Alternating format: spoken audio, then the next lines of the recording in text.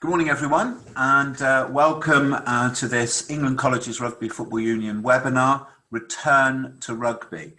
It's a great pleasure. I hope you've all had a great summer. Now back in college and looking forward to what will be, we know, a very challenging year. What we're going to do this morning is I have a panel of experts who are here to help us to provide some updates on the current situation in terms of rugby, particularly in relation to colleges. And we have colleagues from the Rugby Football Union, from AOC Sport, and from England Colleges Rugby Football Union. The panelists will each do a short delivery, and then we will go to a question and answer session. We've already received, and thank you very much for that, a large number of questions. So we will deal with those, but as a bit of housekeeping, if you'd like to submit a question as the webinar unfolds, could you go to the question and answer box on your taskbar, type in your question, and then press submit. And then the aim will be that we'll get to those questions when we get into that session. So, can I introduce the panel this morning? First of all, Mark Saltmarsh. Mark works for the Rugby Football Union. He's the Head of Education and Age Grade Rugby. Our second speaker will be Dean Hardman. Dean is from the Association of Colleges Sport, and Dean is the Director of Sport and Student Experience. Third speaker will be Malcolm Wharton, CBE. Malcolm is the ECRFU Council representative and sits on the Education Age Grade Committee on behalf of the England Colleges Rugby Union. And then finally, the final panelist will be myself. I am currently the chair of England Colleges Rugby Union, and I'm also the principal of Truro and Penwith College. So I hope you'll find the next hour informative. Please fire in your questions when you've got any. What we will do, if we don't get to answer all the questions, we will be replying to those on Twitter. So enjoy. Hopefully the technology will work. And it gives me great pleasure to introduce our first speaker, Mark Saltmarsh from the Rugby Union. Mark. Thanks, Martin. Good morning, everyone. And just to echo Martin's welcome back to college after a very long summer and off season. I'm just going to talk about two areas, just for 3 or 4 minutes. One is the return to rugby roadmap, which I know a lot of you will be interested in, about our return to the game and how we're moving along that. And then the second thing is the return to rugby kit bag that hopefully a number of you are aware of, which is our way of supporting across the education sector as we return to the new academic year. So I will just share my screen with a slide to start with. I can find it.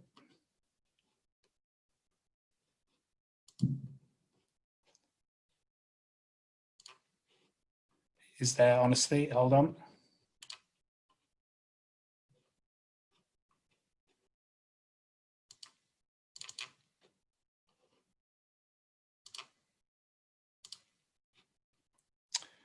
There we go. Hopefully you can see that. It tells me you can. So as you'll be aware, the Return to Rugby roadmap is our basis for a return to play. And we've moved along over the last 6 months, the roadmap, to a point now where we're able to move to phase D of the roadmap. And what this allows us to do is to reflect the agreed action plan that we've had signed off with government 3 or 4 weeks ago, and to roll out towards actually getting back to the full game, which is phase F. I'm sure you're aware of the progress that we've made recently. We moved to phase C, as I say, 3 or 4 weeks ago, which allowed us to start increasing the number of players involved in groups, as well as the types of training we were able to do. And as of today, we have also had confirmation that we can move to phase D from the 1st of September, which is really good news, because it does mean we're now able to, across the club game, our college game as well, move to some limited contact training as well. So really good news from that point of view. So phase D, if I just click onto my next slide, and some of the font on this is a little bit small, so don't worry about it, because we will make this available to everyone if you can't read it.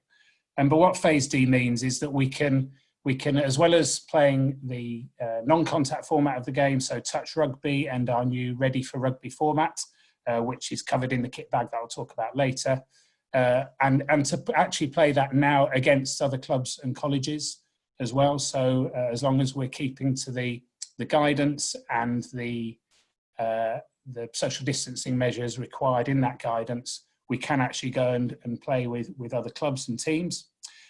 Also, we can do some limited contact training. And what this slide does, it shows what that adapted contact under stage D actually entails. And just very briefly, it's one person tackles, 1v1, so we can actually look at the technical work around that. It's 2-player rucks, 2v2 in rucks, as well as tackler and tacklee, 2 other players competing for the ball. And then also working on the line out positioning and lift of the players around the jumper. So those are the areas that we can start to develop in our sessions, and that's just in training. So not playing yet, and also that contact element of those training sessions must be a maximum of 15 minutes as well. But as I say, all that information is not only in this slide, there's a full guidance document as well, which we will put in the kit bag. And as you can see, just the 2 points at the bottom there, the scrum and the maul, no scrum, no maul allowed, because what we do with the Return to Rugby roadmap is move along that roadmap in relation to transmission risk. And that was why our action plan was actually signed off by government, because we were able to talk about how that transition risk manifests itself when playing rugby union, where not only during play in the game, but also the breaks in the game, the risk areas were, and that's why we've been able to move along this pathway. And certainly things like scrums and mauls, where you've got players upright in close contact with each other face to face, are the sorts of things where transmission risk is really high, whereas low tackling, quick ruck, quick line out, lift and catch are less so, and that's why those are the included elements of contact. So we've also been able, through that action plan, to have, if I go back up to the first slide, is have more clarity with government and in our approved action plan on when we might move to full contact rugby in phase F. And that is unlikely at this stage to happen until November at the earliest, because of that phased approach we have to go through and the measures that we have to demonstrate to be able to move to a following phase. So therefore today we know now that we won't be able to get to phase F until certain dates and windows. And so we're confirming today that we can extend the age grade season to the end of May rather than the beginning of May as usual. And although that may not be as relevant to college and school rugby and rugby in education because of terms, it's clearly relevant to our players who play in the age grade game. So moving to the end of May as the end of the season for this season only. And also, unfortunately, it does mean, sadly, we're going to cancel the RFU national competitions as well. We'll be announcing that today and able to give you that heads up. So that includes things like the Schools Cup, Champions Trophy, and the ACE League as well won't take place this season. But that doesn't stop, of course, all those colleges involved in those arranging fixtures in relation to what is allowed on the rugby roadmap, and also, of course, working with AOC Sport on the AOC Sport competitions and that competitive program that exists there. So just finally from me, the second part of the presentation, just quite briefly really, and some of you may have seen this last week, what we've done is try to pull together all that support that can help you to plan and deliver rugby, and now we're into the new academic year, into one place. And that's what the kit bag is. As you can see, there are 6 sections. The first one, Return to Rugby, and we're updating this as we speak with the Phase D guidance now, is to give everyone the latest update on where we are. And then the other areas are those key areas that you work with your students, other colleges, your universities that you feed, schools, etc., and the game as a whole, as well as, of course, our clubs to deliver our sport. As I say, we're updating this regularly. And it's a live document that we'll send out a link to as well very shortly. And all those boxes at the bottom, you can click through into various information that helps you to plan and deliver your rugby programme. So aim of this is to keep it up to date as much as possible, have it all in one place. And of course, what we're doing is working really closely with England Colleges RFU and AOC Sport on the content of this, so it fits and is consistent right across all those groups. So talking of AOC Sport, I'll now hand over to Dean, who is going to talk through where they are and how we're working together to get back to rugby from an AOC Sport point of view. Over to you, Dean.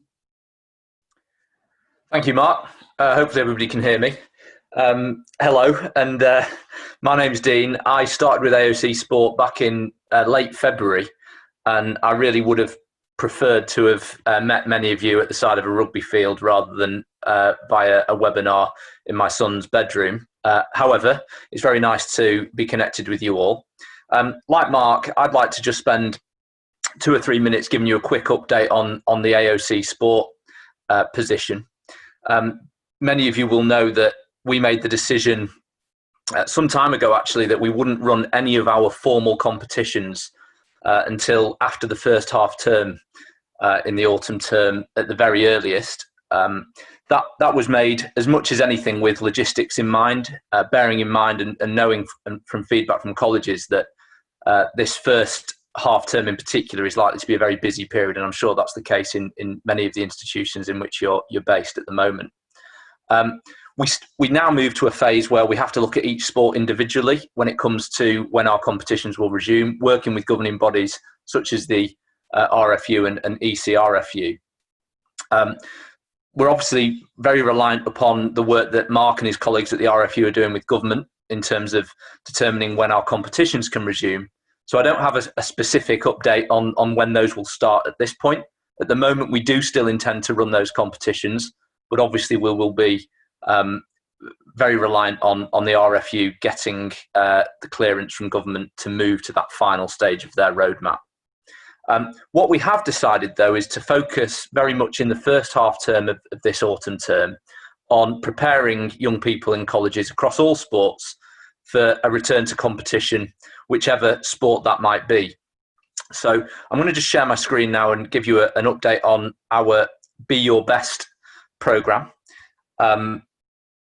Hopefully you will be able to see my slides. So we recognise that a lot of young people, particularly those whose main participation in sport comes through educational settings, will have spent some time away from competitive sport over the last few months. So we're running a programme that we're calling Be Your Best, which we hope will prepare those young people for a return to competition when that's safe to do so. So it's a 6-week programme. It takes place over the first half term of the autumn term, and it's aimed at students who play competitive sport on a regular basis to ensure that they're ready for when our competitions resume. In some sports that will be immediately after the first half term, in others it may be a little bit longer. The first element of it is a fitness programme. This can potentially complement existing fitness programmes that college staff and team staff are developing for their young people. Equally, in some cases, people may want to follow this in its entirety, and it's been developed by one of the alumni from our fitness trainer competition, with input from experts across different sports and in different areas around power, strength, speed, and endurance. So this will be made available. We'll be announcing the Be Your Best programme very, very soon. So do keep an eye on that, and we'll be sending that out to people as well. The other area which I hope will be of interest to you are a series of Q&A sessions from experts in different aspects of sports performance. We'll run these webinars. They'll feature advice, guidance on different areas, including nutrition, sports psychology, strength and conditioning, recovery, and plyometrics. They're not going to be live. The questions will be sent in advance by social media and via email, and these questions will be answered, and the content can be used within college in whichever way you as staff see fit. The final element of the Be Your Best programme is a weekly Strava challenge. We ran a Strava challenge earlier in the lockdown period, which proved very popular. In this case, this is a bit more performance focused. We will have some guidance from experts in running fitness. And the idea here is that within a college, the individual sports teams participate in running challenges almost against each other as well as against teams from other colleges. So, for example, the rugby team might be competing against the football team, the hockey team, and so forth. And again, full details, we'll make these slides available, but the full details of this programme will be made available to you after this webinar.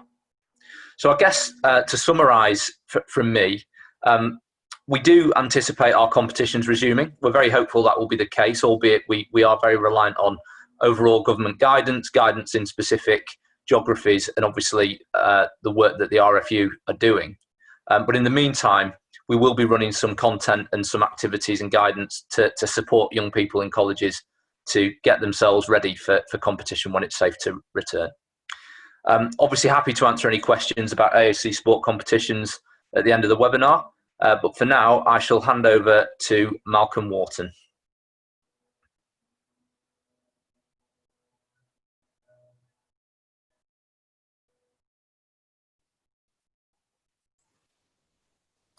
Good morning, everyone.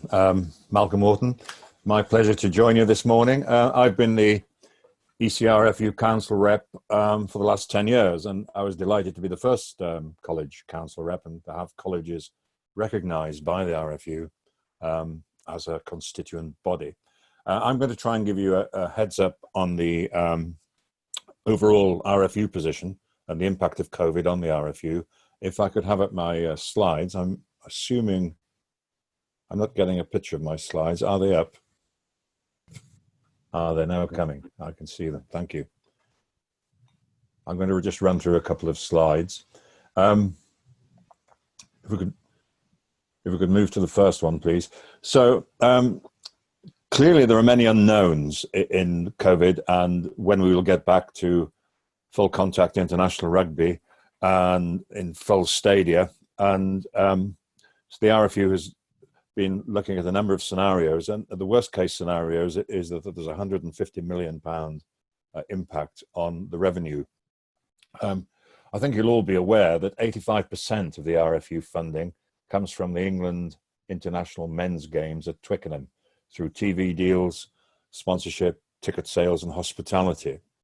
And that has been severely impacted, and hence the huge potential loss of income. Some progress is being made.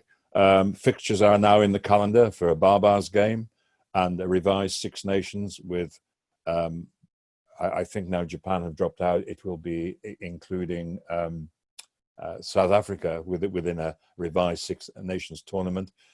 That will almost certainly be with smaller crowds, but it's not just as simple as fitting with social distancing into the stadia. That's an RFU and a government issue, but there's the local infrastructure impact of having large crowds in Twickenham, and so we have to liaise with Richmond Council. And there's also the public transport issue. As you know, it's not so easy to get to Twickenham and by public transport, and so TfL are involved as well. So we're hopeful that there will be some international rugby, which will generate some reduced revenues with smaller crowds this autumn. Professional rugby, therefore, is absolutely critical to the RFU. 85% of our income comes from as I say, a successful England international men's team.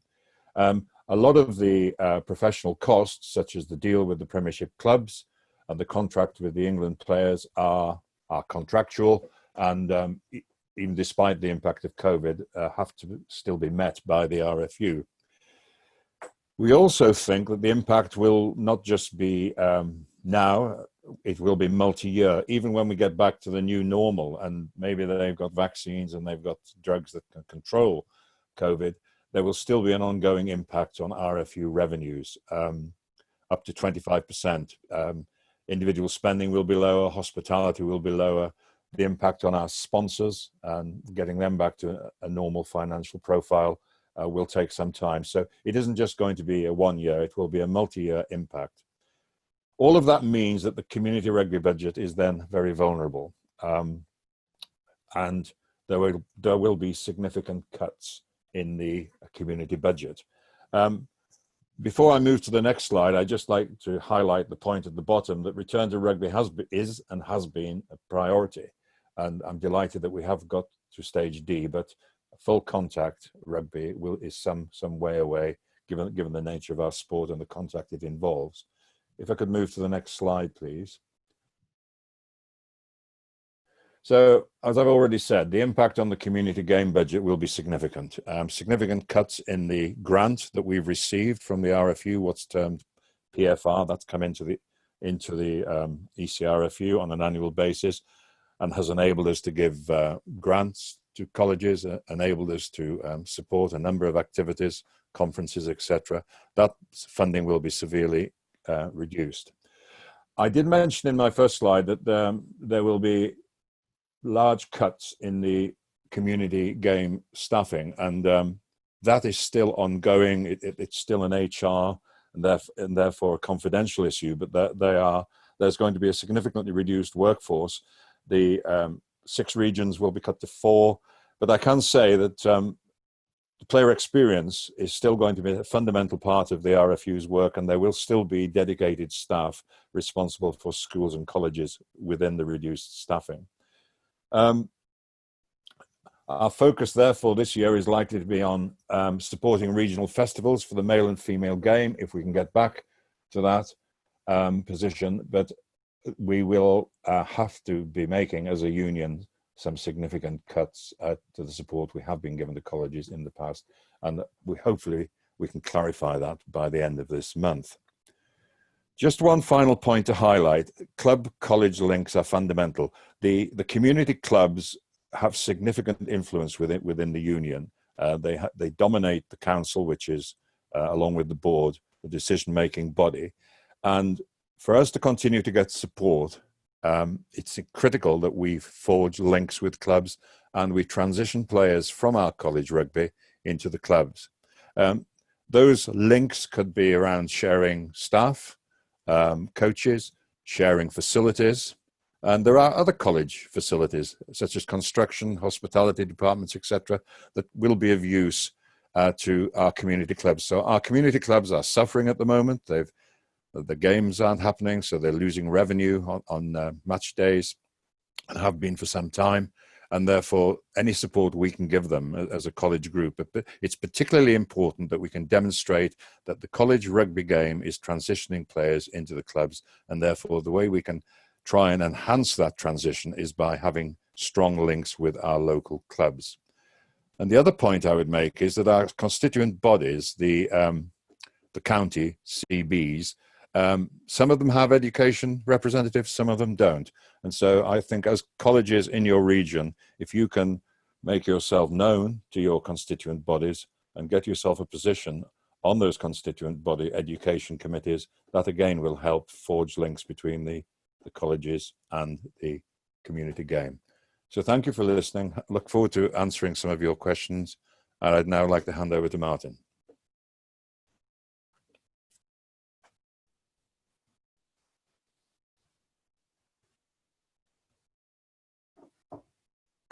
I think I'm now muted. Yeah.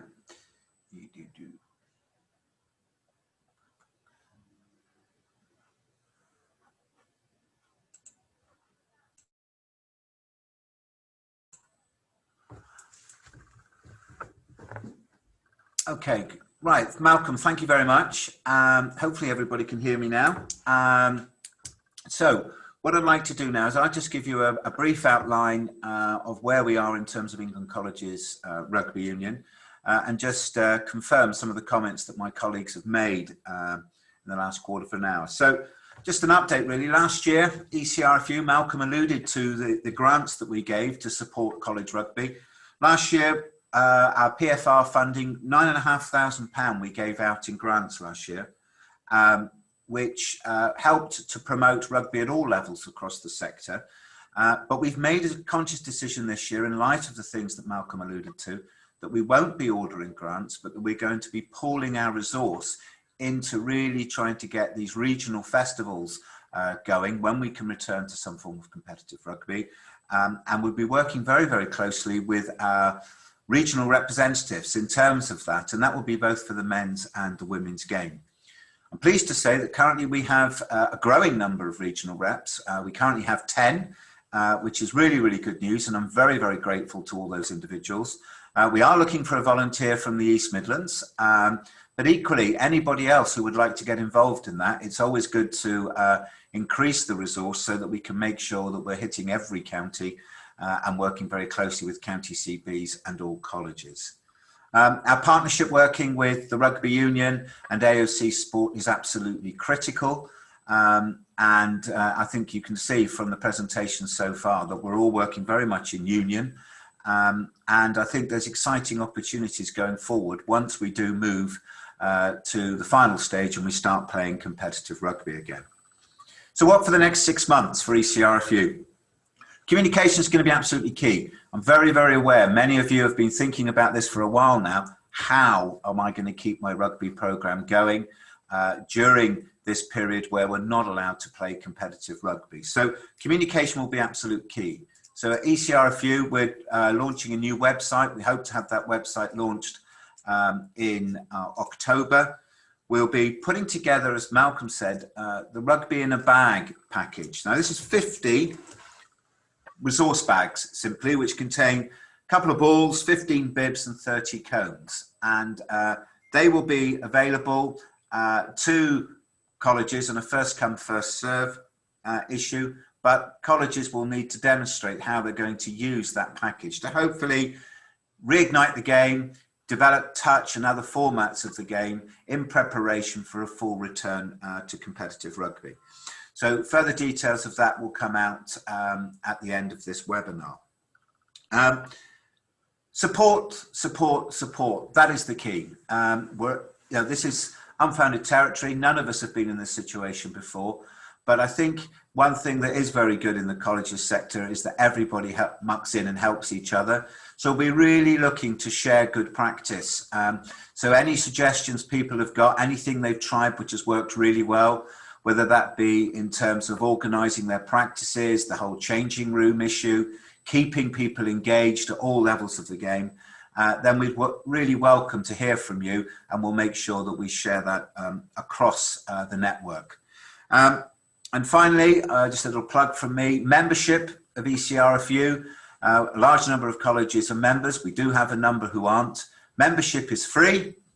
It has huge benefits moving forward, and we're looking to continually grow our membership and strengthen the voice of colleges rugby in terms of the rugby union going forward. So I'm sure there's going to be further questions going through. Some are already starting to come through, but what I'm going to do now is move to the question and answer session. So as I said in my introduction, we have a number of questions that have already been posted. So we're going to go through those. I'm going to read out what the question is and point them in the direction of one of the panelists. They'll try and answer that question, and then we'll move through those and then hopefully come to those that are being posted during the webinar. Just one thing that did come up on the chat very early on, people were asking about the slides. Just confirmation that these slides that my colleagues have used will be made available to everybody who joined the webinar today. Okay, so question and answer, here we go. So question number one, or the first question in no particular order, and this is the question: is there any online resources / support that can help us with the delivery of virtual online sessions from September? So I'll hand that question to Mark, first of all. Mark. Thanks, Martin. Easy answer is yes. So the kit bag that I outlined earlier, we want to include on there the sorts of things that help colleges to get people active. And we clearly understand that that's going to be different between different colleges, how far they can go with that. But at least having examples and some of what you just talked about, those that are actually shared between colleges themselves is going to be a really, really important part of that. So yes, in the kit bag, and we're going to work really closely as well with Dean on things like Be Your Best, are really good opportunities to provide some of those virtual online opportunities as well, aren't they, Dean?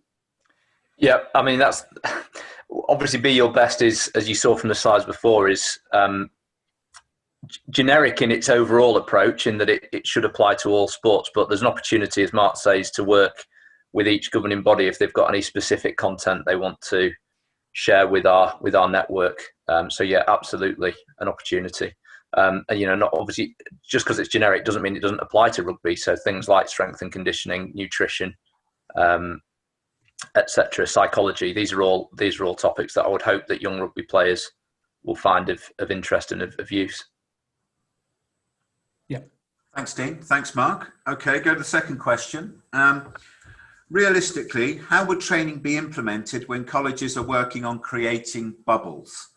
So I'm going to pass that first of all to Mark, and then I'll come in with some suggestions. So Mark, bubbles. Really good question. Probably the crux of much of what everyone is trying to wrestle with at the moment in planning any sport program, but as we're talking about rugby, we completely recognise that it's very different for a rugby club to a school, college or university, whereas rugby clubs are just focused on a group of players, rugby players coming and playing rugby and then going away again. The huge number of different decisions, multiple moving parts inside a college make that decision far more difficult. And although we're able to say, yes, we're moving along to stage D in our roadmap and all those sorts of things, we absolutely acknowledge that having the right protective measures in place, making sure that anything that you do as a college within rugby chimes with what you're doing in your bubbles in terms of academic, transport, extracurricular, and all those other bits of the college programme and the DFE advice that needs to be in place are a real challenge. So yes, we want people to play rugby as soon as possible, but we completely acknowledge, especially in the education sector, that there are a number of other different considerations to consider first. Yeah, thanks, Mark. One thing I would add, I think it will be useful for colleges and colleagues to share. One of the biggest challenges, I think, as we introduce the rugby programs back into colleges, and it applies to all sports, will be the challenges of changing rooms, etc. And I know that's vexing my colleagues here at the college, and I'm sure it is across the country. But another one, travel, just to reassure people, my college's position is there's no travel this side of half term, no travel whatsoever. So we're just keeping it very contained within the college, and then hopefully be in a position the students are ready to launch into some competitive rugby linked to AOC sport and friendlies, etc. after the half-term break. Okay. Martin, right. Can I just add Yeah, please do, Mark. Yeah. I think there is a number of people seeing some of the names on the participant list. We know are looking at other ways of doing things, and we keep saying, don't we, what's the new norm? The non-contact version of the game has massive attraction to 16 to 19-year-olds. We know that.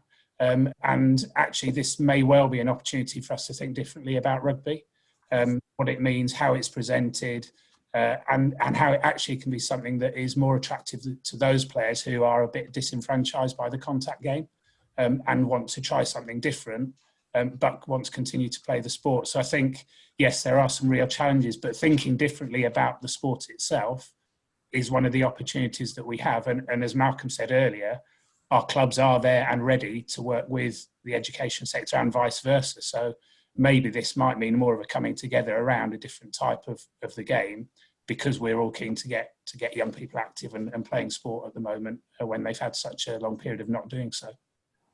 Thanks, Mark. Move on. Question 3, third question this morning. This is one for you, Dean. When do we realistically expect to be able to play competitive matches again? Thanks, Martin. That's the easiest question to answer of all of them, I'm sure. That's why I gave it to you, Dean. This obviously relates to it. There's also a couple of questions in the Q&A box from colleagues who've asked how is it that we've published a fixture list when we don't know when we're going to play rugby. The answer to that question is that those are draft fixtures. Obviously, they're entirely dependent on the RFU and the government agreeing for the final stage of the roadmap to be implemented. So at the moment, those are very much draft fixtures, but we felt that colleagues in colleges would want to be able to see what their fixtures will look like if we were able to play at that point. We're obviously going to update everybody at every stage of the process as we go along as to whether those November dates are realistic. I'm afraid at this point it would be, I think, quite foolish in many ways to put a date on when we think we'll be able to play competitive rugby. The one thing I would say is that if we look at other sports like football, everything changed within the space of 2 or 3 weeks not so long ago. It went from probably some pessimists not thinking that any competitive football would be played this calendar year to 3 or 4 weeks away, and away we go with some full contact friendly matches. Now we know that rugby, for all sorts of reasons, is a very different sport and brings with it different challenges when it comes to the nature of the contact, particularly the prolonged nature of the contact that we might see in some scrums and rucks and mauls. Although from my playing days, I certainly wouldn't know what goes on in those. But I'm told that you spend a bit more time in them than you would in a tackle in a football match. So we can't say at this stage. It certainly won't be before November. My view is that it might be a little bit optimistic to think that we'll be able to play full contact rugby by November. However, we shouldn't prejudge that, and we just have to take the guidance and the feedback from government and from Mark and his colleagues at every stage of the way. And we're reviewing probably every fortnight, and more frequently than that if new guidance comes out, and we'll update colleagues as soon as we can. Thanks, Dean. Next question. This one's for Mark. What now needs to happen to move on from stage D on the RFU roadmap? So as I mentioned earlier, the process we go through as we move through each phase is to demonstrate through monitoring, evaluation, research, the transmission rate and incidence levels as we go through that. And we were actually fortunate that other places in the world were able to move quicker than us originally, and therefore do some testing for us. But we have to do that testing alongside being in a phase to be able to move to the next phase. And of course, now that becomes even more critical when we're talking about introducing contact into the game. And just building on the point Dean was making, one of our areas of the action plan that you may have seen when we communicated that we'd successfully had that approved is that we won't move to phase F for at least 4 weeks after we've moved to phase E, because of the need to prepare players for the full contact game. And that was something actually very early in this piece. We had a discussion, and Malcolm was part of an internal RFU group, about making sure that players are fully contact ready before they play contact. And I know, again, a number of those people on this call actually absolutely have player welfare at their heart as well. So those are some of the ingredients to being able to move a phase. And that said, we may well have to move back phases as well, depending on what happens in the wider population. So it is a moving scale. But at the moment, we're able to move on a more positive note forward. So it's about being able to demonstrate that the sport is ready to move to the next phase, and that's the same for all NGBs. Thanks, Mark. Okay, one of the next questions we had was linked to RFU budgets and budget cuts. I think Malcolm alluded to that in his presentation. So here's an interesting question. Will there be a review of the age bandings for national competitions to include the potential increase in third-year college students in the coming years? I think that's one certainly for Mark and Dean. Yeah, if I go first briefly, the easy answer is yes, and we're always continually reviewing what happens in the competitions, and certainly the move to T levels, what's happening currently around exam results and those sorts of things, we know means that there could well be and is likely to be an increase in the number of college students taking 3-year courses. So therefore, looking at what does that mean for the competitive sports programme is something that we'll do. And some colleges, those on the call, have been raising this as a potential issue as well. So we'll actually be looking for those of you in the sector, living and breathing it, to be part of that review as well. And Dean, we've talked about this in some ways as well, haven't we? We have. From our point of view, we very much take your feedback, Mark, when making some of these decisions. We obviously want to make sure as many people have access to playing the game as possible, and at the same time bearing in mind some of the reasons why the age bands were established in the first place, because where you've got big discrepancies in age and potentially physical development, that can also bring some problems with it. So we'd take our steer from you, I think. Okay, thank you both. I think that will be some work in action going forward. One for Malcolm here. Colleges have a diverse population, but rugby doesn't always appear to. What are the RFU doing to change the diversity of the sport? Thank you. Great question.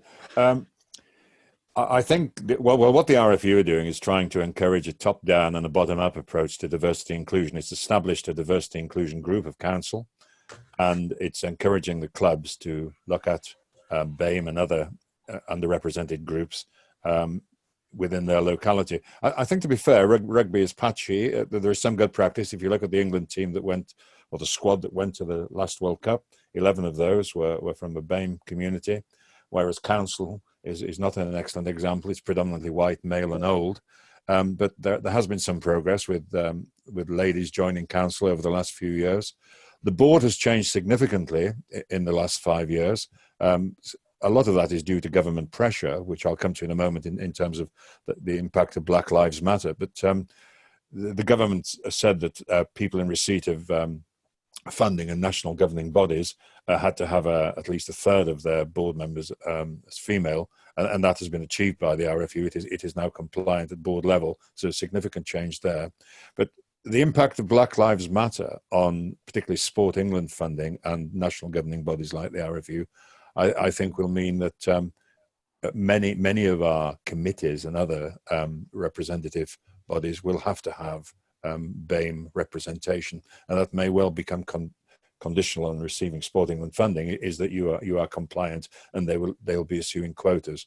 So what is the RFU doing? It's taking diversity and inclusion very seriously. It's encouraging from the top down. It's looking at changing our committees to ensure that they are diverse and inclusive, and it's encouraging our clubs. But there's no doubt at the community end of the game, there's a considerable way to go. But I think it's a two-pronged approach, from the bottom up and from the top down. Malcolm, thanks for that. Thank you. Next question we had was, what plans are there for the girls' games in the colleges, and can there be more opportunities across the country like the Newbury event last season? The very simple answer to that is yes, there will. Hopefully there will be opportunities for more events like the Newbury occasion. That was a fantastic occasion, and we want to repeat that around the country, as said earlier, with using the regional reps.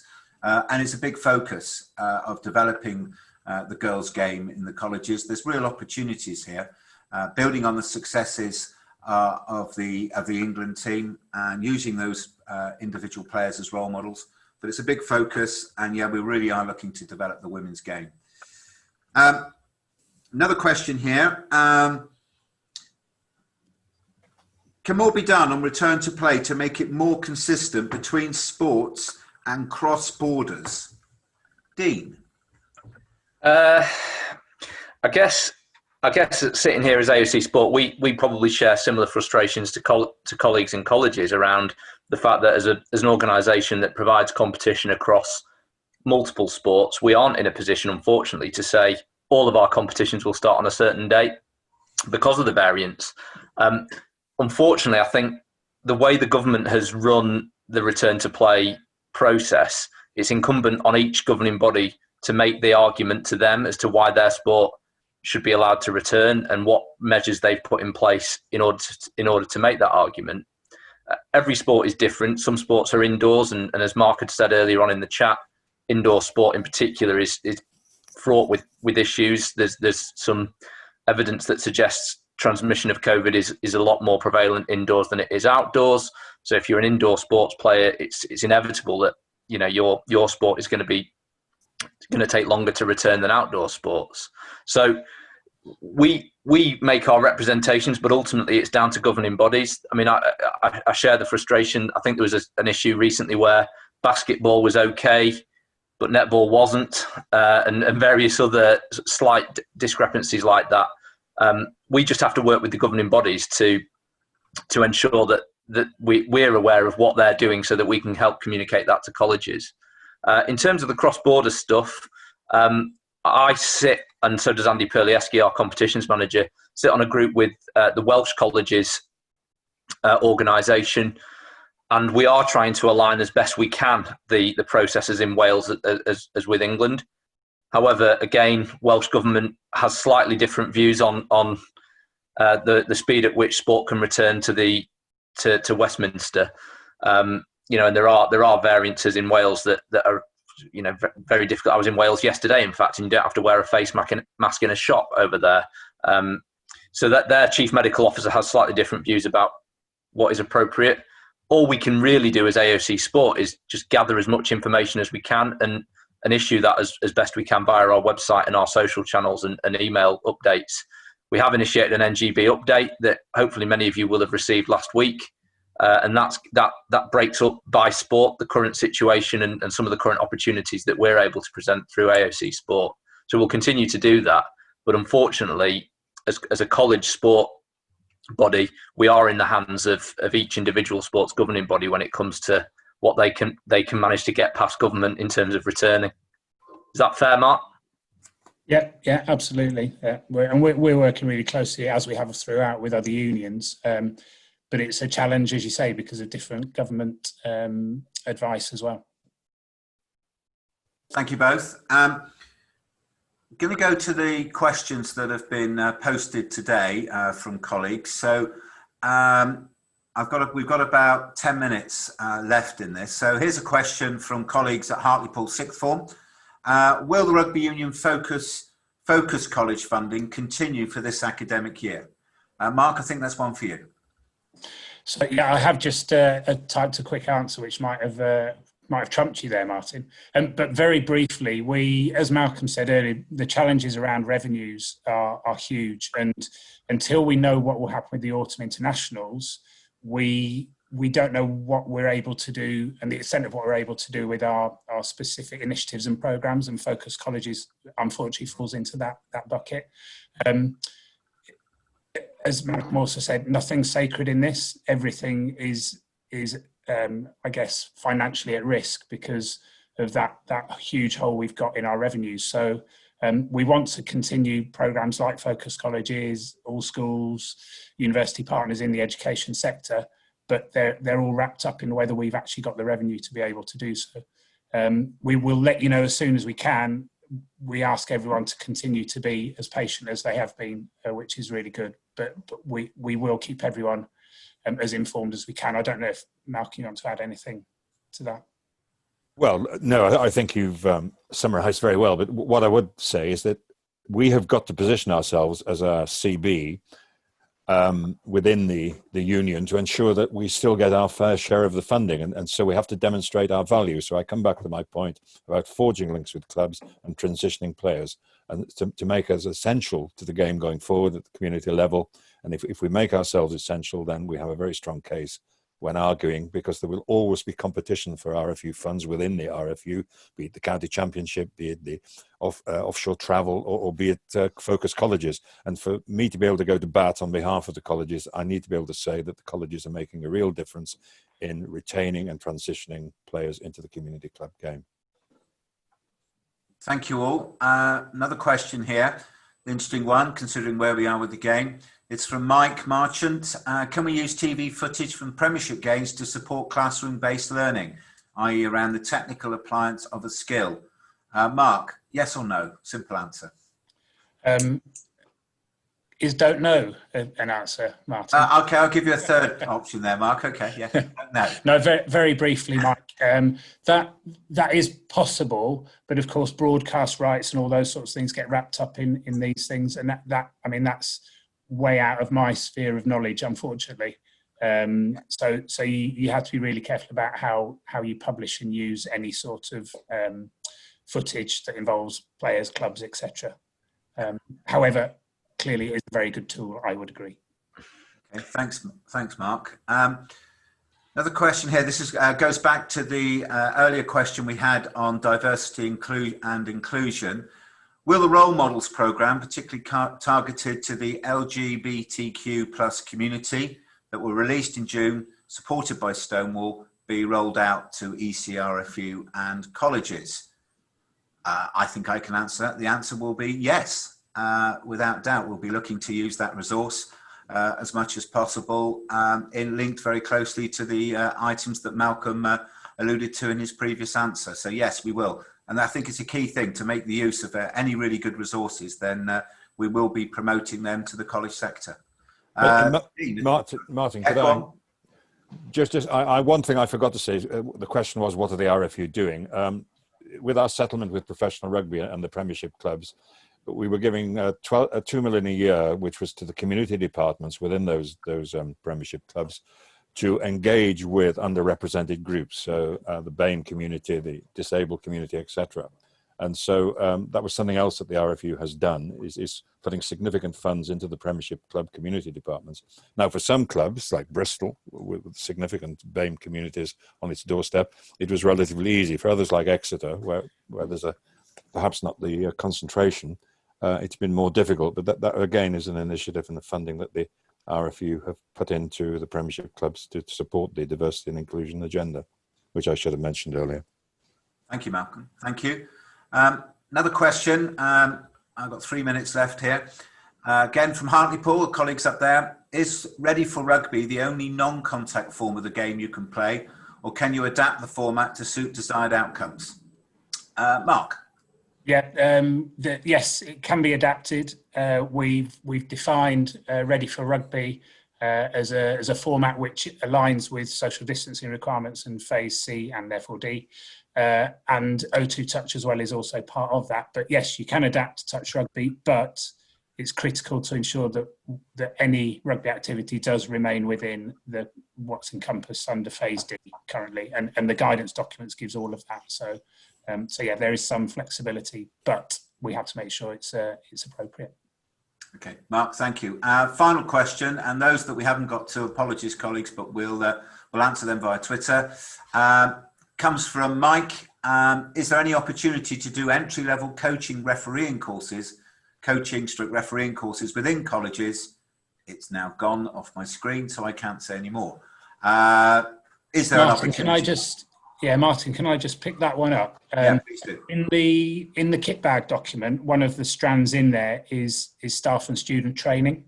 And what we've been able to do over this period is look at our online training offer, review the entire training framework, and make that more accessible. So within that strand actually is the entry level stuff as well, and that has all been redefined to ensure that it's much more, one, user friendly, but two, game applicable as well. So the simple answer is yes, and it's included in the information that we've got in that kit bag, which the update of which will be out this week. Thanks, Mark. Okay, colleagues, we're coming towards the end here. So just in summary, thanks to everyone for their questions. We're currently at stage D. Obviously, we hope ultimately very quickly to get to stage F, but some clear guidance there from Mark in terms of the process involved in getting to that.